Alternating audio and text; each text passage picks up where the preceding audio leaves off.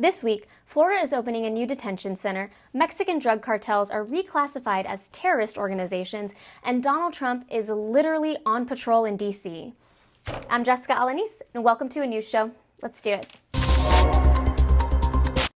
Governor Ron DeSantis announced Florida will be opening a second immigration detention center. So I'm here to announce today that we are authorizing and will be soon opening this new illegal immigration detention, processing, and deportation facility here in North Florida. We are calling this the Deportation Depot. It is going to be located here at Baker Correctional Institute. And again, the reason of this is not to just house people indefinitely. We want to process, stage, and then return illegal aliens to their home country. That is the name of the game. When asked how he came up with the name Deportation Depot, Governor DeSantis said it was easy. He just combined the name of his first pet and the name of the street he grew up on. The city of Orlando, Florida was ordered by both the state and the Trump administration to remove a rainbow-colored crosswalk, citing concerns over road safety. That's a totally ridiculous and absurd excuse for what is very clearly an attempt to erase LGBTQ identities and just be anti-queer. For the record, during its entire time on the street, the rainbow crosswalk only turned 8 people gay. So pretty safe statistically.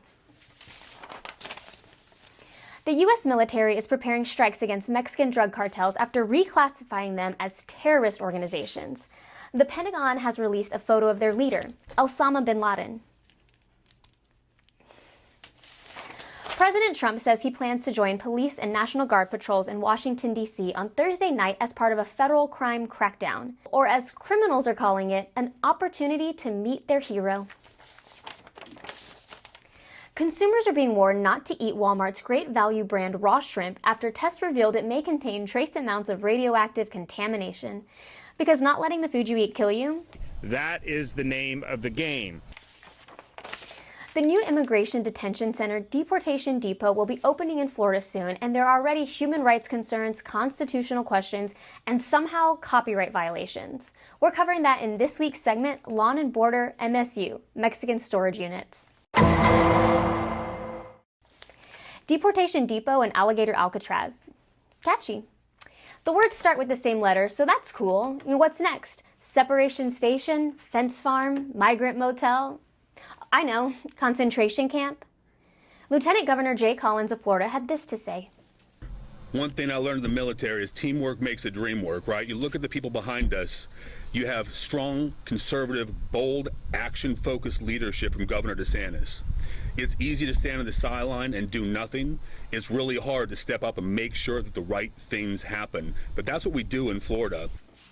But Florida's aggressive anti-immigration policies have raised some legality questions. It presents some due process questions. That remains to be seen how that will pan out, but there are some concerns, especially that there's not much oversight when it's a state-run facility over a federal issue. Also, Deportation Depot is already considered a potential human rights violation. Even though it's scheduled to open in a couple of weeks, it doesn't have air conditioning yet. But hey, who needs AC in Florida in August? It's less a detention center and more of an easy bake oven for human beings. After the press conference, the Florida GOP released Deportation Depot merch, clearly ripping off the Home Depot logo. The next day, Home Depot objected, and the GOP pulled the merch because in Florida, copyright infringement is too far. But human suffering? That's what we do in Florida. Be sure to like, subscribe, and leave a comment. It helps more than you know. I'm Jessica Alanis, and I'll see you next week. Bye.